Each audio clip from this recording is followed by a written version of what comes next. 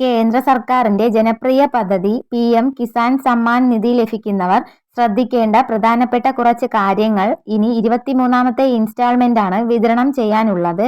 April, May, June, July തുടങ്ങിയ 4 മാസങ്ങളാണ് അടുത്ത ഇൻസ്റ്റാൾമെന്റിന് വേണ്ടിയുള്ള കാലയളവ്. അതിൽ ഏറ്റവും അവസാനത്തെ മാസങ്ങളിലൂടെയാവും ധനസഹായങ്ങൾ എത്തിച്ചേരുക.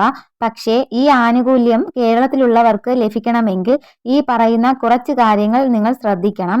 അതിൽ ഏറ്റവും പ്രധാനപ്പെട്ടത് നമ്മുടെ കൃഷിഭൂമിയുമായി ബന്ധപ്പെട്ട് സമർപ്പിച്ചിട്ടുള്ള രേഖകളാണ്.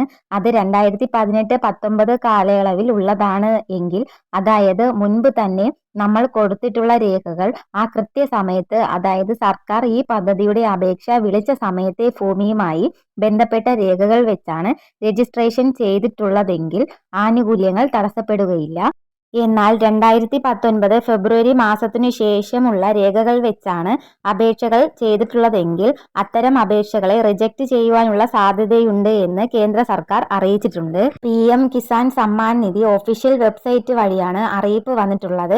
രണ്ടാമത്തെ മറ്റൊരു പ്രധാനപ്പെട്ട അറിയിപ്പ്, നമ്മുടെ സംസ്ഥാനത്തും നിരവധി കർഷകർ അനർഹമായ രീതിയിൽ ആനുകൂല്യങ്ങൾ വാങ്ങുന്നുണ്ട്. ഒരു വീട്ടിൽ തന്നെ, അതായത് ഒരു റേഷൻ കാർഡിൽ ഒരു വ്യക്തിക്കാണ് ആനുകൂല്യം ലഭിക്കുക. ഒന്നിലധികം പേർ ഒരു വീട്ടിൽ നിന്നും അപേക്ഷകൾ വച്ചിട്ടുണ്ടാകും. അപ്പോൾ അങ്ങനെയുള്ളവരെ കൃത്യമായി കണ്ടെത്തിയിട്ടുണ്ട്. അങ്ങനെ കണ്ടെത്തുന്നവരെയും ഇതിലൂടെ പുറത്താക്കിക്കൊണ്ടിരിക്കുകയാണ്. ഇനി അത് മാത്രമല്ല, ഒരു വീട്ടിൽ ഒന്നിലധികം പേര് വാങ്ങിയിട്ടുണ്ട് എങ്കിൽ ഒരാളുടെ ആനുകൂല്യം ഒഴികെ ബാക്കിയുള്ള വ്യക്തികൾ അനർഹമായിട്ട് വാങ്ങിയ ആനുകൂല്യം തിരിച്ച് അടയ്ക്കേണ്ടതായിട്ടുണ്ട്. അപ്പോൾ അങ്ങനെയുള്ള വെരിഫിക്കേഷൻ ഉൾപ്പെടെയുള്ള കാര്യങ്ങൾ സർക്കാരിന്റെ ഭാഗത്തു നിന്നും ആരംഭിക്കുകയും ചെയ്തിട്ടുണ്ട്. ഇനി മറ്റൊരു പ്രധാനപ്പെട്ട കാര്യം, നമ്മുടെ കൃഷിഭൂമി നമ്മൾ മറ്റെന്തെങ്കിലും ആവശ്യങ്ങൾക്ക്, അതായത് വിൽപ്പന സംബന്ധിച്ച കാര്യങ്ങളിലേക്ക് കടന്നു എങ്കിൽ മറ്റൊരാളുടെ പേരിലേക്ക് പിന്നീട് ഭൂമി രജിസ്റ്റർ ചെയ്യപ്പെടുകയാണ്. അതുപോലെ തന്നെ നമ്മുടെ ലാൻഡ് റെക്കോർഡിൽ തിരുത്തലുകൾ വരും. അങ്ങനെയുള്ള പക്ഷം നമുക്ക് പിന്നീട് ആനുകൂല്യങ്ങൾ റദ്ദാക്കുന്നതിന് സാധ്യതയുണ്ട്. അതുകൊണ്ട് തന്നെ പിന്നീട് മിച്ചമുള്ള ഭൂമി ഉണ്ട് എങ്കിൽ അങ്ങനെയുള്ള കാര്യങ്ങൾ സമർപ്പിച്ച് കിസാൻ സമ്മാൻ നിധിയിൽ റിന്യൂ ചെയ്തു പോകുന്നതിൽ പ്രത്യേകം ശ്രദ്ധിക്കേണ്ടതുമാണ്. വർഷം 6000 രൂപയാണ് സാമ്പത്തിക സഹായമായിട്ട് നമുക്ക് ലഭിക്കുന്നത്. നിലവിൽ ഇപ്പോഴും അപേക്ഷകൾ സമർപ്പിക്കാനുള്ള സംവിധാനങ്ങൾ ഉണ്ട്. പക്ഷേ ഇളവുകൾ വരുത്തിയിട്ടില്ല. അതായത് 2018 വരെ നമുക്ക് കൃഷിഭൂമി ഉണ്ടായിരുന്നു എങ്കിൽ മാത്രമേ നമുക്ക് രജിസ്ട്രേഷൻ ചെയ്യാനായിട്ട് സാധിക്കുകയുള്ളൂ.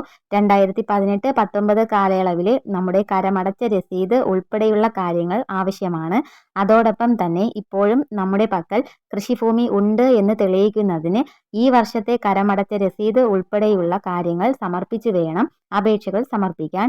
ചെറുകിട കർഷകർക്ക് ലഭിക്കുന്ന സാമ്പത്തിക സഹായമാണ്.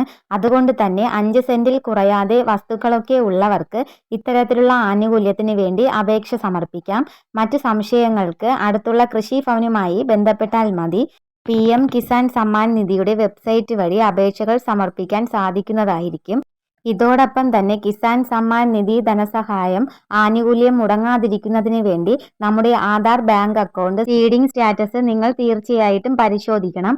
നിലവിൽ ബാങ്ക് അക്കൗണ്ട് ആധാറുമായിട്ട് ബന്ധിപ്പിച്ചിട്ടുണ്ടെങ്കിൽ പോലും ആധാർ ബാങ്ക് അക്കൗണ്ട് സീഡിംഗ് എന്ന് പറയുന്ന മറ്റൊരു പ്രക്രിയ അത് ആക്റ്റീവ് ആകണമെന്നില്ല. അതുകൊണ്ട് തന്നെ ആധാറിന്റെ വെബ്സൈറ്റിൽ ഈ കാര്യങ്ങൾ പരിശോധിക്കാനായിട്ട് പ്രത്യേകം ശ്രദ്ധിക്കുക. ഇതുപോലുള്ള ഇൻഫർമേഷന് വേണ്ടിയിട്ട് ചാനൽ ഒന്ന് സബ്സ്ക്രൈബ് ചെയ്യണേ.